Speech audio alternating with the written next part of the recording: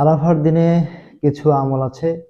তো আজকের বিশেষ করে আরাফার দিনের সবচেয়ে গুরুত্বপূর্ণ আমল হচ্ছে হচ্ছে রোজা রাখা।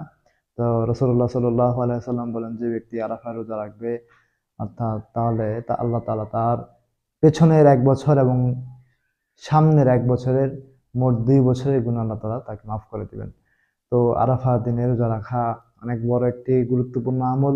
তো আল্লাহ তাআলা যেন আমাদের এই তৌফিক দান করেন এবং আমরা আরাফার দিনে রোজা রাখতে পারি, এবং কি যারা আমরা জিলহজ মাসের চাঁদ ওঠার পর থেকে কোরবানি করা পর্যন্ত আমাদের হাতের পায়ের নখ চুল ঠুল এগুলো না কাটা। কারণ রাসূলুল্লাহ সাল্লাল্লাহু আলাইহি ওয়াসাল্লাম বলেছেন, যে ব্যক্তি জিলহজের চাঁদ ওঠার পর থেকে কোরবানির পর্যন্ত এই হাত পায়ের নখ চুল এগুলো না কাটে, তো কোরবানি হওয়ার পরে কাটলে প্রত্যেকেই কোরবানি করার সওয়াব পাবে।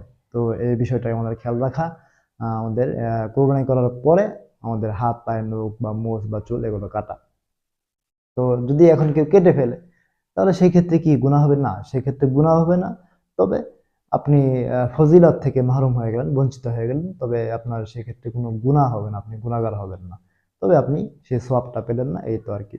তো এক্ষেত্রে আ উচিত আমাদের যে আমরা প্রত্যেকে যেন এই বিশাল একটা সওয়াবের ভাগীদার হই। এটা চেষ্টা করা।